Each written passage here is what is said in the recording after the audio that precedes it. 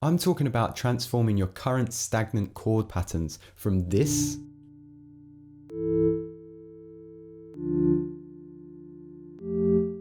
to this.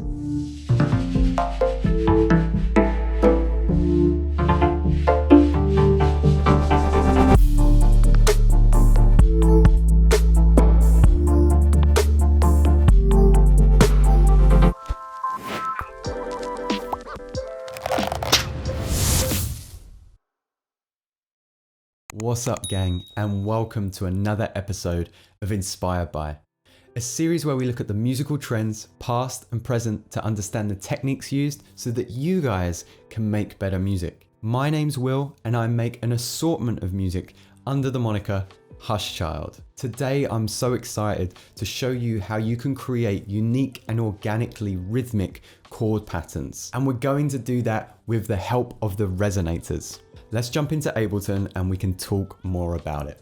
Okay, so this is something that Elephant covered on his channel almost a year ago to the day. And the reason I'm covering it today is that I think we can dive a little bit deeper into how you'll use it, but also the release date for Ableton 11 came out today. And I think this technique is only going to be able to take your music further with the help of the spectral resonator. So before we jump into this, let me just show you how the resonator works on its own. So if you input a sound, you're going to be able to also add the resonator as an audio effect. So we're going to add resonators here. So when you drag the resonator's audio effect in and bring the dry wet all the way down, you're just left with your loop. Okay. So it's fine. It's as good as the audio sample is. If we bring this dry wet up, this is what we start to get.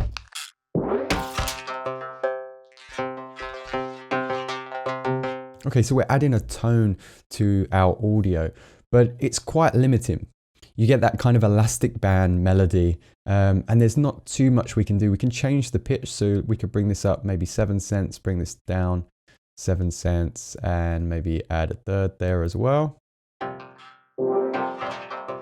And it's making a chord, and we can definitely automate and move this around so we could play some different chords.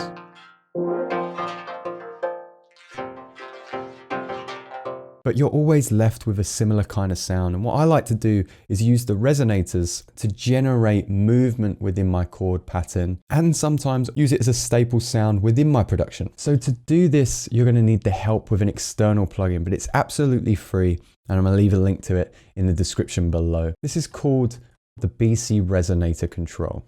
And what you do is you pop it on a new track there, and you get this little device here. This MIDI controller is made by Bug Compass, and I've left a link to it in the description below. It's absolutely free, but you can donate a small fee if you so wish, which obviously helps out small creators.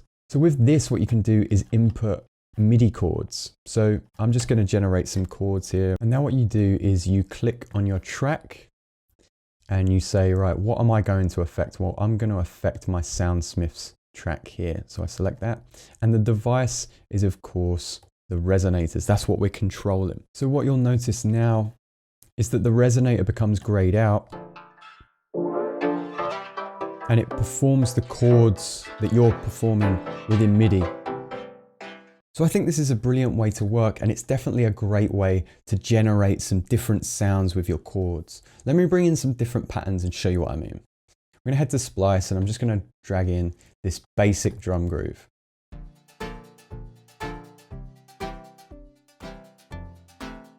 And of course we can manipulate the decay, make it nice and staccato. Give it a tail. There's this handy frequency filter here. So we can high pass it, or we can low pass it here. And we can make our pattern sound wider or more central, and adjust the dry wet.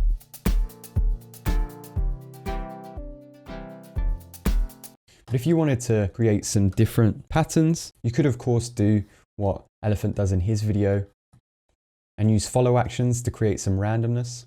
I think this is really cool when we bring in some tremolo noise. Watch how the chords just evolve.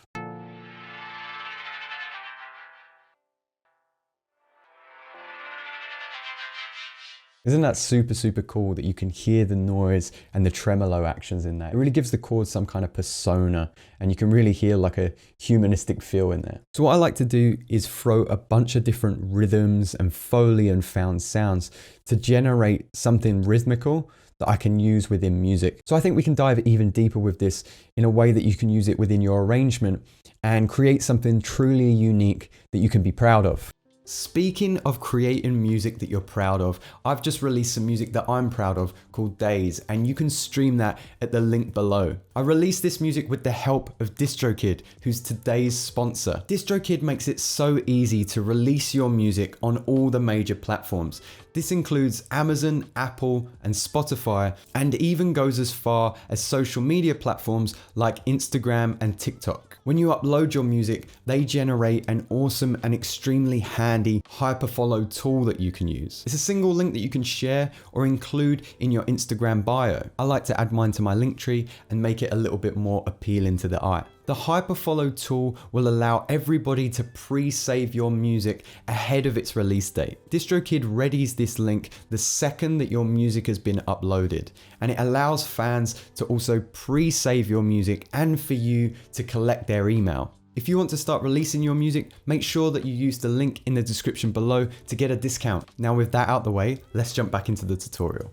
Okay, so diving back into my arrangement, you heard a little bit of this at the start. I want to show you how you can manipulate some of these BC resin controls and really make it part of your music and evolve it throughout the piece as well. I've got a couple of BC resin controls, as you can see here, and they're controlling multiple elements. When I started this project, this is the chord pattern that I had.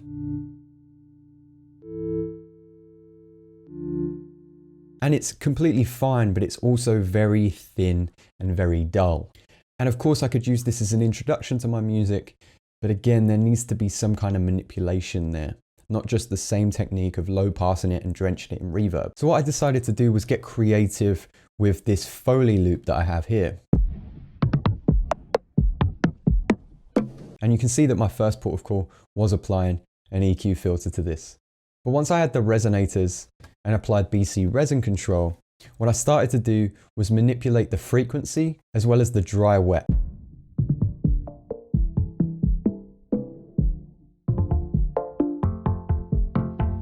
And at this point, I added just a little bit of noise and started to introduce the bass. And these two elements of resampling are just me recording those patterns in and just adding reverb to this layer so that when these little stabs are heard, you get a blast of reverb from the resonator.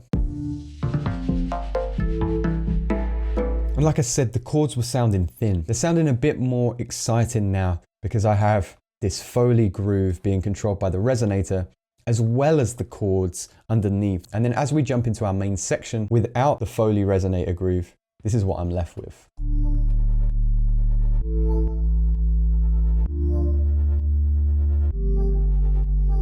So I've used a very cheap technique and I've just copied and pasted those chords. I have changed a couple of the notes and I've taken the bottom notes from the chords to use as bass notes. There's not a lot going on, but again, it sounds very kind of stagnant. There's not a lot of movement there, even when we add our drums.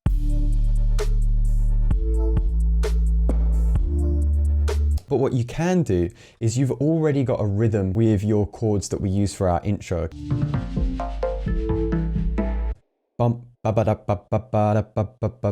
I could do is what I've done here on this multicolored section and use that rhythm without the BC resin control and with the resonators turned off. The pattern's just playing as a dry signal with a bit of a filter there, and you can see that I've also adjusted the width. So as this piece plays, you can hear the drums get wider and take up more of your attention and then grow quieter and thinner as well. This is just going to remind you of the initial pattern, but not stay as a stagnant loop that you use time and time again.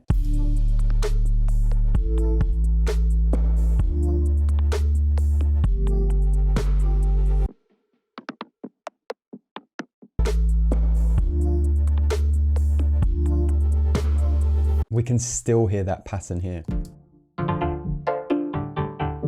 But it's not over yet. I wanted to take these 16th notes here and use that as my new rhythmic pattern for the chord sequence in the resonator. And down here. Everything stacked together creates loads more movement.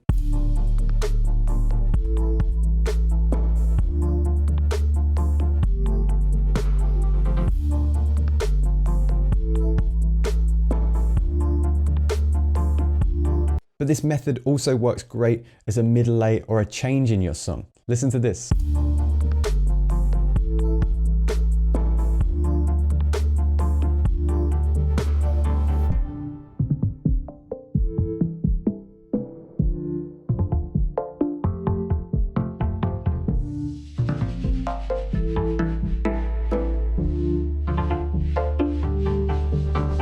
I think this is a really cool technique, and I think you can push the sound much further than is immediately apparent. So there we have it, guys. Let me know how you would use this technique, and also who in this community has pre-ordered Ableton 11. Are you looking forward to using it? Are you going to stay with 10? Which are the most exciting additives and updates for you? Feel free to give me some inspiration for future videos. Whilst we're on the subject, if you're looking to dive a little bit deeper into production and want to have a production one-to-one with me, then just drop me a DM on my Instagram, email, or Patreon, and I'd be happy to talk more. As always, guys, if you enjoyed this video and you learned something new, do give it a like as it greatly helps out the channel. Hit subscribe if you're not already, and that bell icon so that you get notified when the next video goes live. For now, gang, I thank you so much, and I'll see you next time.